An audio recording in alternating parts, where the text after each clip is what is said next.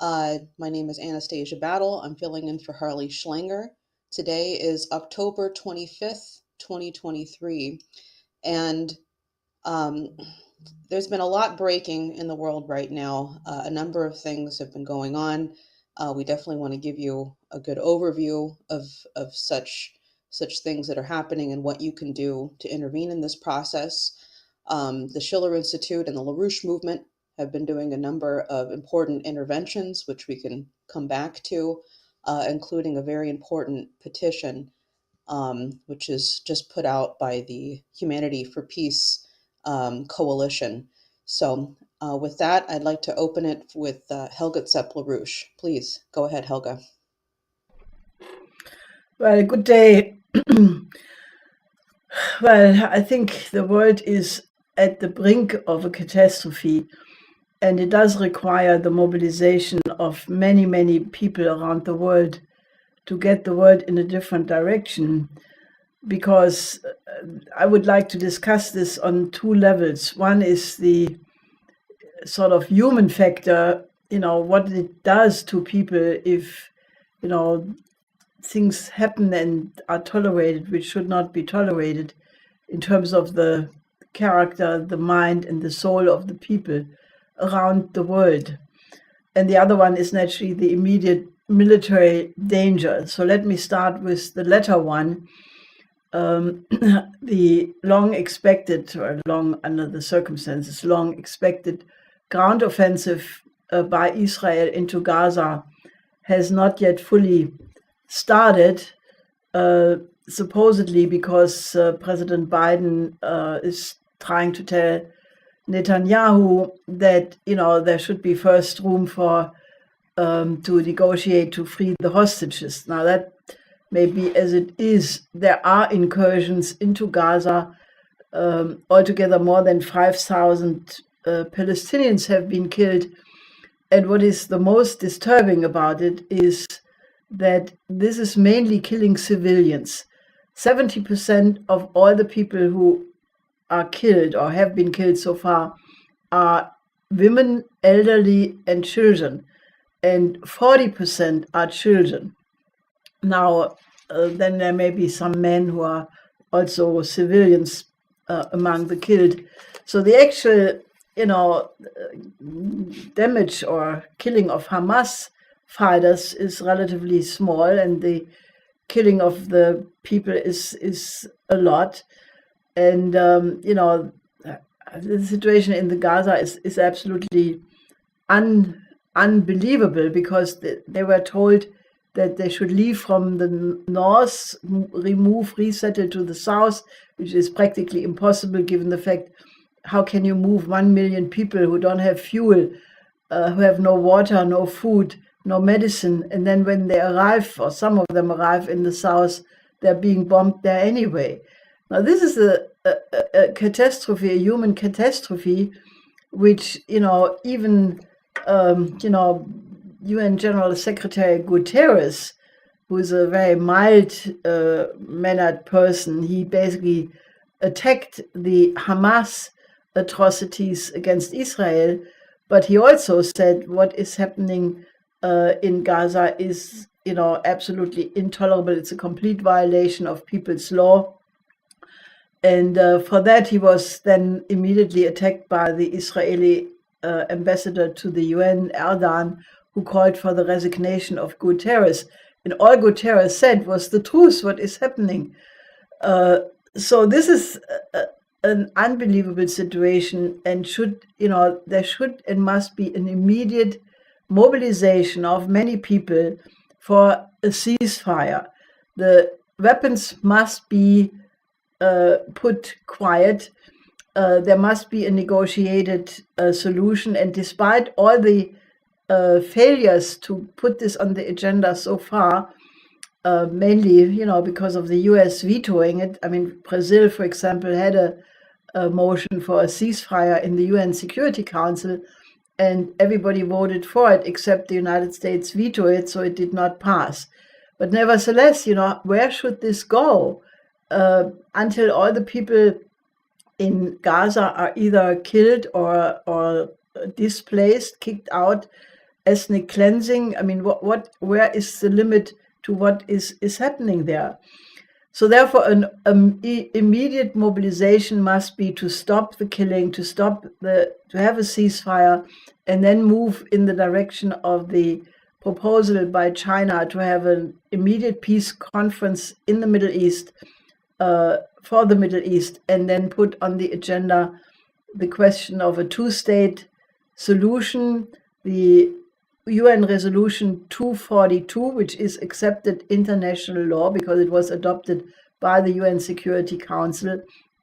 And then there must be what my late husband, Lyndon LaRouche, had proposed already in 1975, namely a comprehensive economic development plan for the entire region, the so-called OASIS plan, which would basically give the chance for economic development of all sides, and that way establish a foundation for peace. Now, if that is not done, people must be aware that we are in an acute danger of an escalation of not only the Middle East war, the Southwest Asia war, but in combination to the crisis of Ukraine.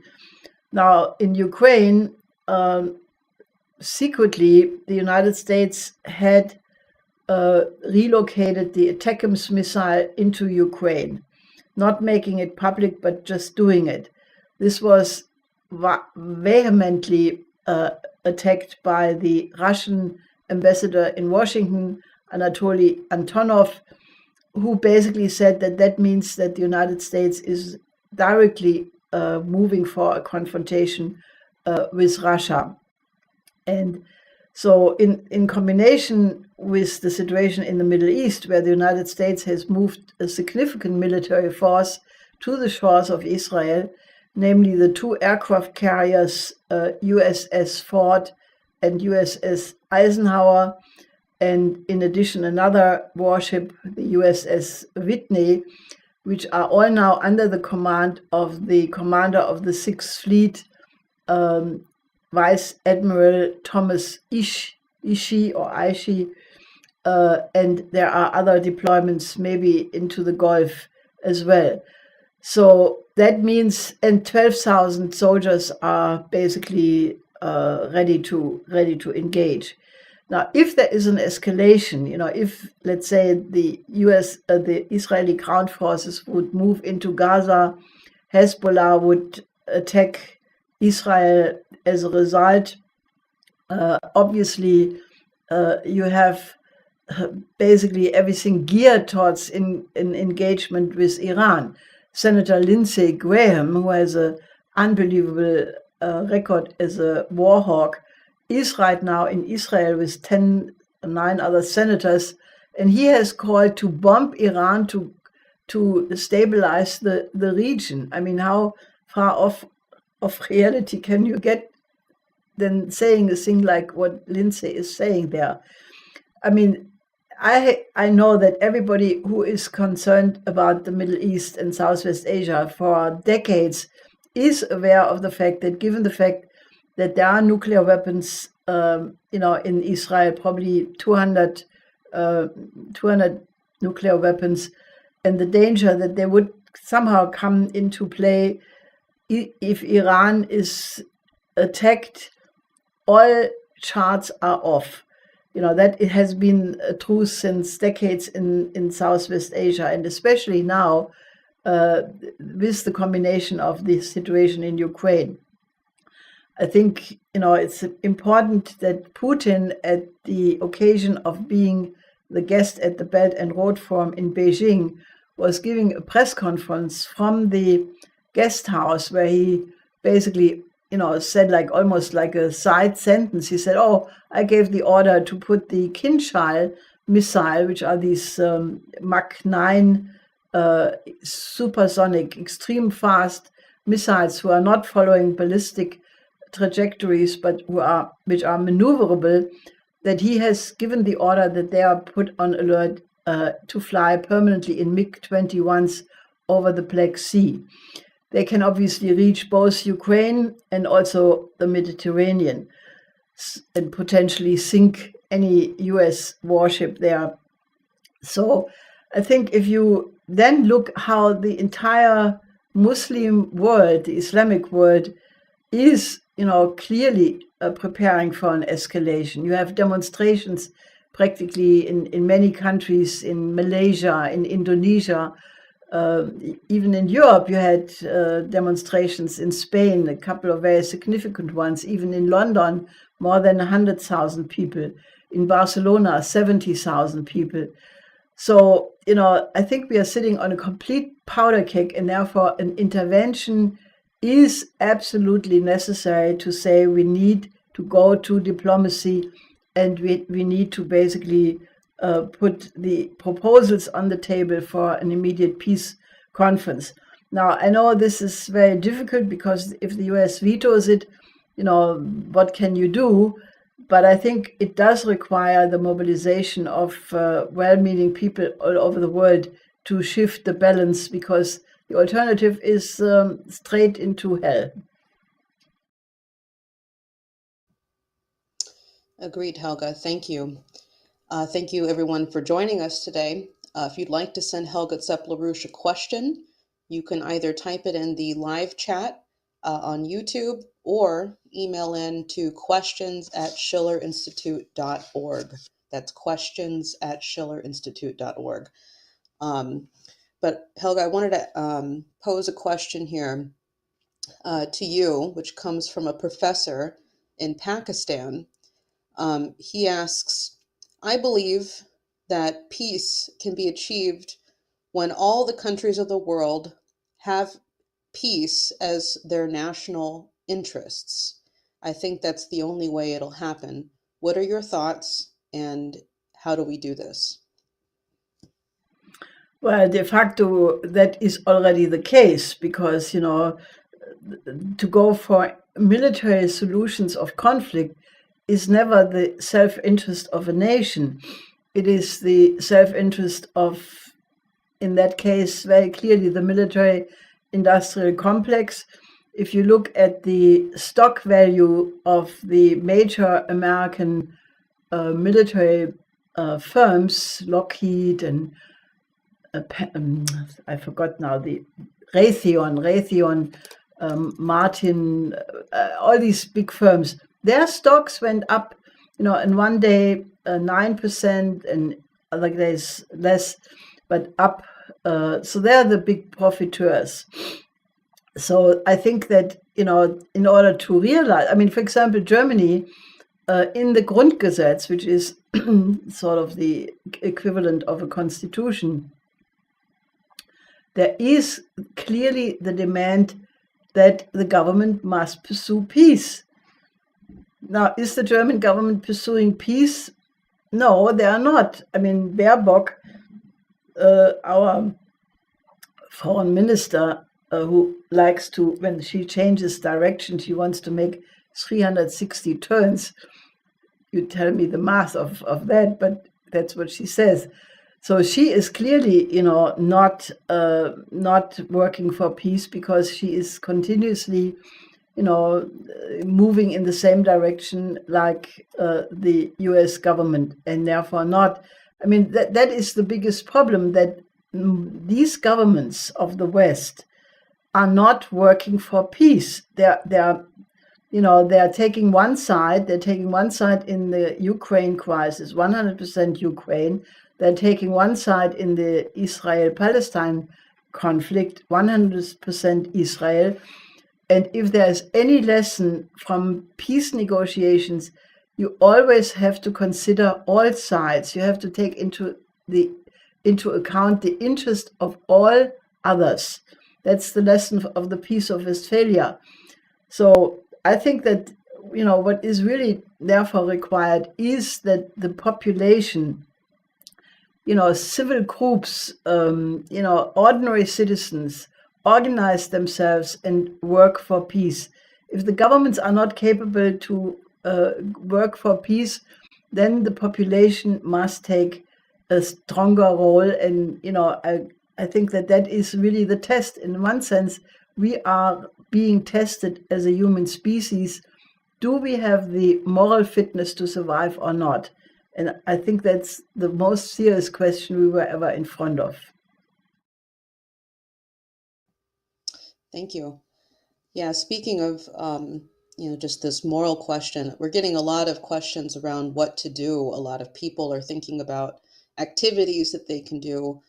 I'll report on one activity, which was done, an intervention that was done by Schiller Institute members, LaRouche Youth members, Robert Castle, Jose Vega, and Simon Miller, on Hillary Clinton demanding that she comment on the World War drive by Biden in his public statement. This was very well done, and it was picked up all over the world now. Some odd, I think 4 million views. I could be off on the number, probably more at this point. If anything, I'm being modest about the number. But anyway, that's one idea of what people can do are these interventions. Definitely want to encourage that. But another question that's come in here comes from an IPC member, International Peace Coalition member, Kira.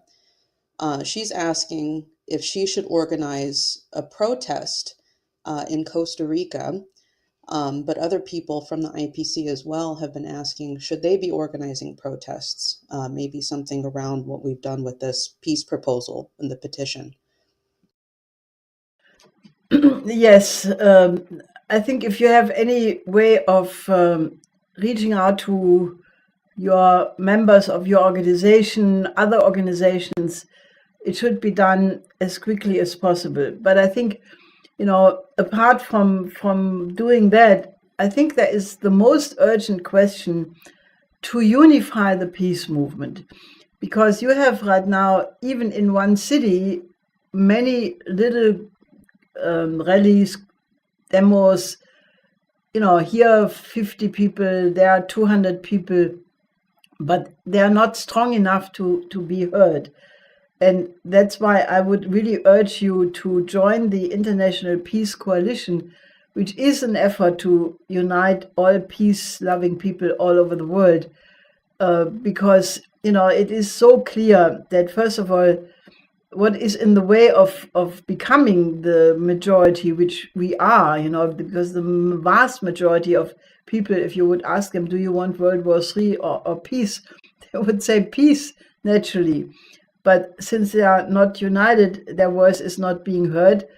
And there was a poll actually made where, 10% of the people are for a conflict, military solution of the conflict, and they think that they are the vast majority, while the 90% of people who want a peaceful solution think they are in a minority. That has to do with the fact that the mainstream media are overwhelmingly pushing the war narrative, at least in some countries. In Germany, for example, it's incredibly controlled.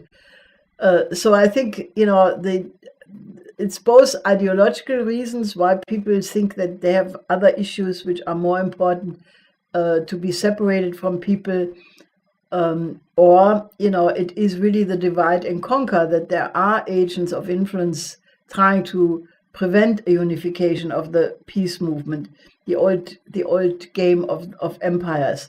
So I think that the idea that we really have to put all differences aside, we can discuss nuclear energy, climate, green issues, car question. Everything can be discussed out if we have peace. Because if the world blows up, it's all in vain, and there's no point anymore to discuss anything, because we will all be dead. And that, really very, very seriously.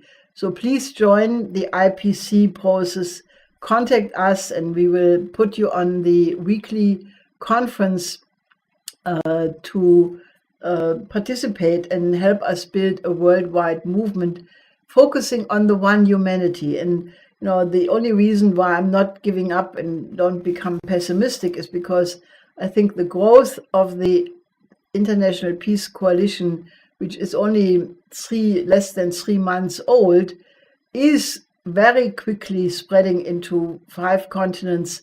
And, these are all people who are motivated by the idea of the one humanity, which, has been more precious, has never been so precious than right now. So join that process. Yes, exactly. I'll include a link in the YouTube chat so people can contact us, and we'd love to get more feedback from people and get you involved in volunteering. Helga, do you have time for a few more questions? Just want to check in with you. Yes, a few minutes. Okay.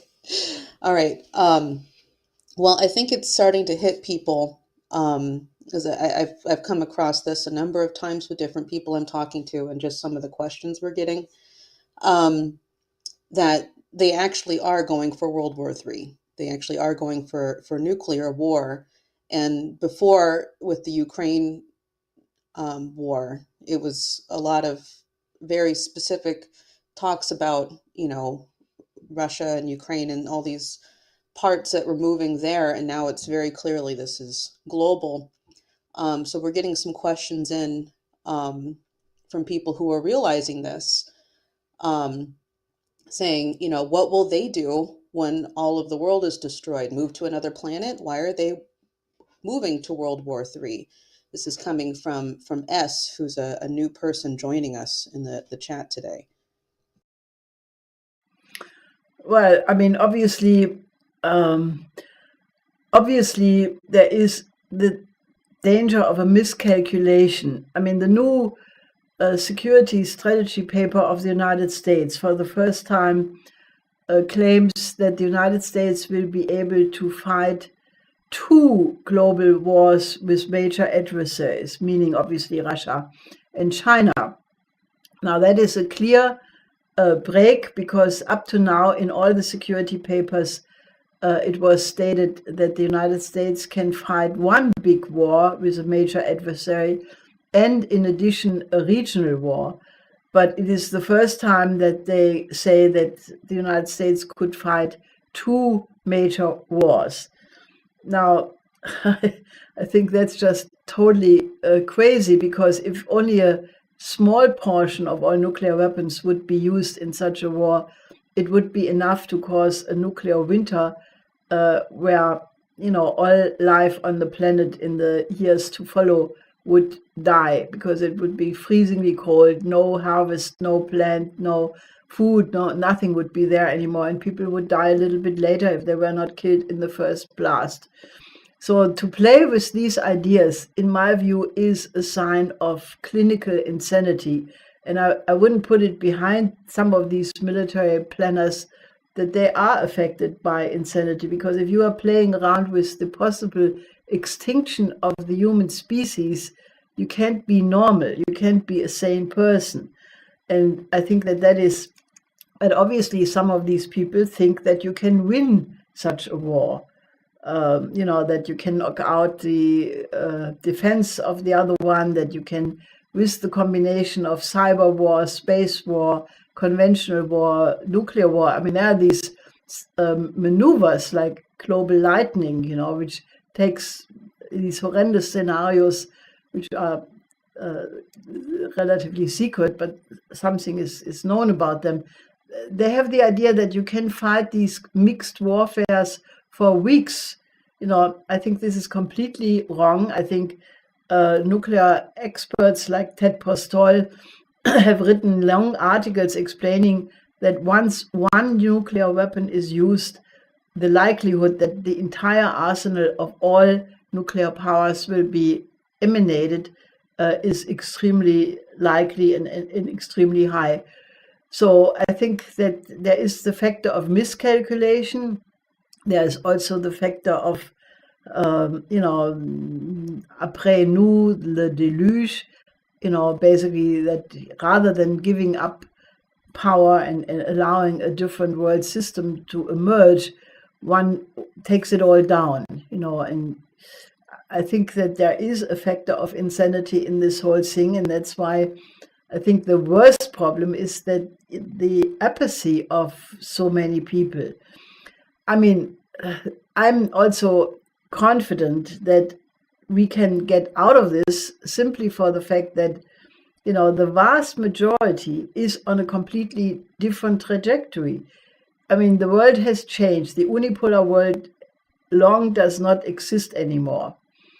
And you have the emergence of a not only multipolar world, but I would say as a tendency, even the idea of a new paradigm, meaning that the one humanity has to be put first and national interest has to be in coincidence with the one humanity, but not contrary.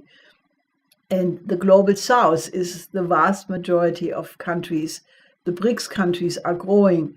I mean, that's one of the reasons why this Mideast crisis is so devastating, because we were on a very good course of integration, between the Shiite and the Sunnis, between Iran and Saudi Arabia. And that is now all a big question mark, and that's why an intervention is all the more urgent. But there is hope, because we do have a variety of countries who do not want to go in the direction of confrontation, who want to keep their status as non-aligned countries. And, they are the vast majority. So it's not Russia or China who are isolated. It's countries like the United States and Germany who are completely isolated, because even within the European Union, most countries are more reasonable than Germany right now. I think that's very true. I've got, I guess we'll take one more question here. This is from Theo, who is also a member of the International Peace Coalition and a friend from the People's Party. He has, I'll just read off a couple of things. One, I think we need to look into some of the things that you're mentioning, Theo. One, does the IPC endorse the November 4th answer march in DC? Have they been contacted? Maybe you could help us contact them, and I'll look into it. We should look into this march. Two, shall we do a public prayer, camps for peace in the style of the Occupy Wall Street and in public places? And three, can we stop them by exposing the October 7th stand down in Israel that was a false flag by the deep state, according to some commentators? What are your thoughts, Helga? Well, I think we will discuss all of these proposals on these different marches and activities in our next IPC discussion on Friday. So let's take it up there again. On October 7th, indeed, there are a couple of questions which are not answered in a satisfactory way. It is now clear that the Egyptian government did warn Israel that Hamas was planning an operation. Now, what is not totally known is exactly, was Egypt aware of the scope of the coming attack?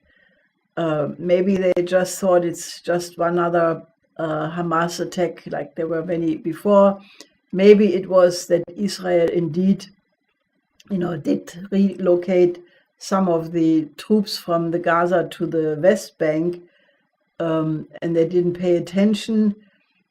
I mean, the one thing which is very ominous is that supposedly the Israeli secret services were the best in the world. And if they were kept by surprise in such a way that this was unnoticed, what about the NSA? The NSA is supposed to know everything, record everything. Why were they not picking up these things? So, I think that all requires a thorough investigation. And, if people have hard information, they should come forward with it. But otherwise, I think the most important thing is really to go for a mobilization for ceasefire, because, this is really, and there must be a humanitarian corridor. I mean, every hour people are dying in the Gaza right now. So it's not something for, in a month from now or 2 months from now. I think a humanitarian corridor and a ceasefire must be put through immediately, because, if people are dehydrated, they can die very, very quickly, and it's happening already. So I can only urge people, get on board with the IPC, because that's right now the best option in town to get the world public united around the need to go for a peace solution. No, I totally agree. And I'll just reiterate to everybody joining us today, please sign the petition that was just pulled together by the IPC. It's posted through Humanity for Peace at humanityforpeace.net. Going through to get an immediate ceasefire and enforcing Resolution 242. This was written by a number of people in the IPC across the political spectrum, which is very, very important. So with that, I'd like to come back to close. Everyone, please join us in the IPC on Friday. Helga, do you have any closing remarks for us here? Well, yeah, what I touched upon in the beginning, that we are in extremely challenging times, and there are many people who basically want to retreat into private life and say, "Oh, I don't want to go there. This is too terrible. This causes me sleepless nights, so I don't want to know anything about it." I think that's the worst, because I think what is really the problem is, if you are aware of a great evil and you are not trying your very best to resolve it, it does something to you, to your soul, to your mind, the way how you are as a person. And I think we, in the West at least, in any case, are faced with an unbelievable brutalization of society, a cultural decay. And I think if we tolerate what is going on right now, it will, put us one step further into, a catastrophe of which we may not recover. I think what we need to do instead is, anything like, classical music. We want to have lots of classical concerts. If you want to organize prayers, that's also very good. Anything which uplifts the soul and makes people better people, because I think civilization has never been so much the question where it goes, a question how moral people are, how much they care for humanity. And I think right now the question of the aesthetic education of trying to be better people than you were yesterday is really the question of unleashing a force of humanity, which is really, I think, the only thing which can conquer the military-industrial complex.